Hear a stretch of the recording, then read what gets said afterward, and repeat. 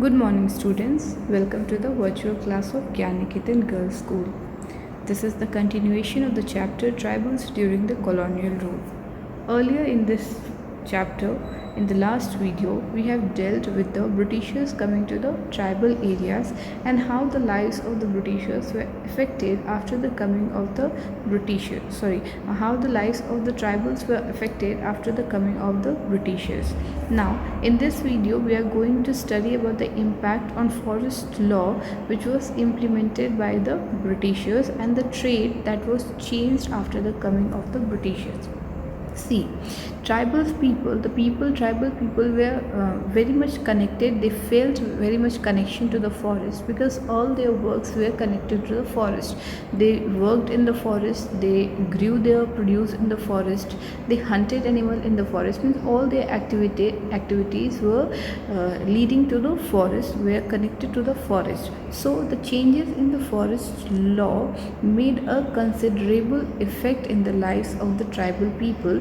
They were very much affected through those laws. The Britishers at the time, when after coming in tribal area, they declared their right over the forest areas and said that no forest products will be now used by the tribal people because all those areas were under the state property, means directly under the Britishers.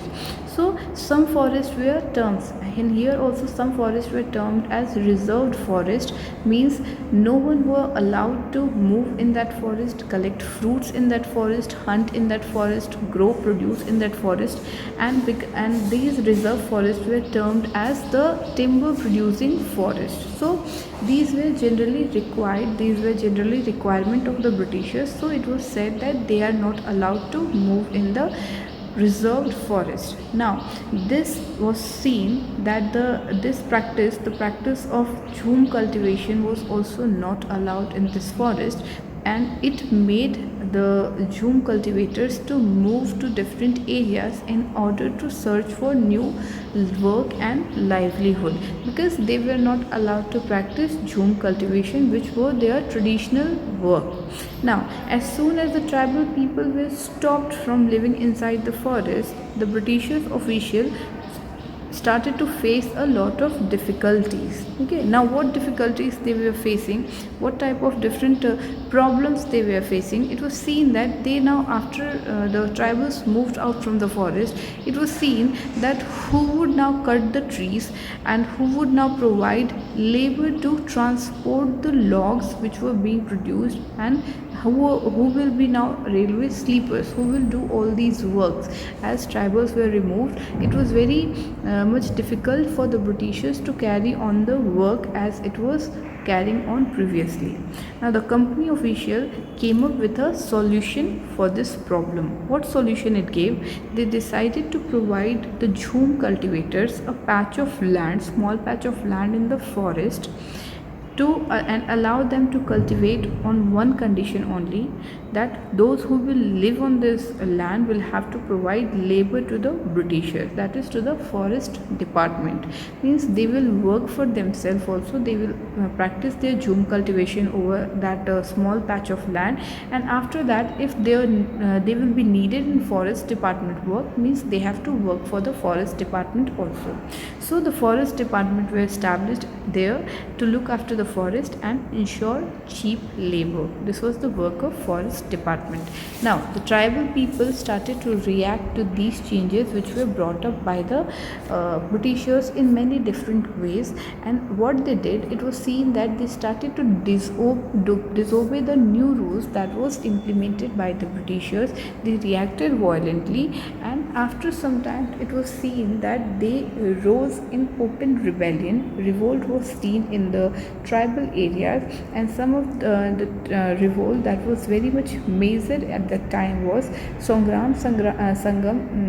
Sangma in 1906 and the forest satyagraha in 1930 that was seen in central province. So this was the thing that was seen after law was implemented in forest. Now when we talk about trade, it was seen that during the 19th century the traders and money lenders they were frequented the forest regularly. They visited the forest regularly, offering cash loan to the people who were the tribals, and they also bought forest products from the tribal people. And apart from this, they forced the tribal people to work for them for wages. And it took some time for the tribal groups to understand the consequences of all these happenings that were done by the traders and merchants and money lenders at the time. Now, in the 18th century, it was seen that Indian silk was in very huge demand in the European market. In Europe, it was very much demanded. So, market started to expand, and the official of the East India Company also tried to encourage the producer of silk to produce silk more and more, so that the growing demand should be the production should demand the meet of the growing demand of the silk in European countries. So it was seen, there is an example given that in Hazaribagh the Santhal there they reared cocoons. Okay, and in the Santals reared cocoon, the traders dealing in silk sent their agents who gave loan to these tribal people to collect the cocoon, and the person who reared cocoon at the time were paid only 3 to 4 rupees for thousands of cocoon. Means one person were getting 3 to 4 rupees for 1,000 of cocoons. Now these cocoons were exported to Burdwan or Gaya, where they were sold at much more higher price. So the middleman, the middleman was there, which was called because they arranged deal between the exporters and the silk growers, which was seen that they were making huge profit. So the silk grower earned very little, and many tribal groups saw that marked and traders as their main enemies. Okay, so it was these different things were seen in forest and trade during trade between the Britishers, exporters, and the tribal people. And the difficulty of the tribal became worse as they had to move to different places in search of work and livelihood. So from the 19th century, it was seen that tea plantation also emerged, and mining became main concern for the main work for the tribal people, as it was growing at the time and it was an important industry.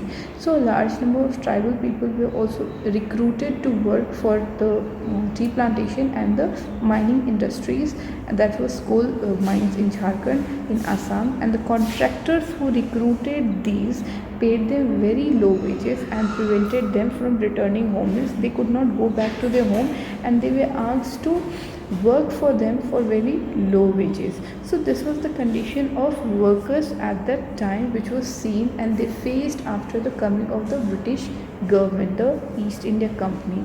So now after this, a different series of revolt was seen among the tribal groups and the Britishers, which was the Britishers tried to suppress. That we will study in next video. Till here, I hope you are clear. If you have any doubt, please do ask, and for more video, please like and watch the video. Thank you and have a nice day.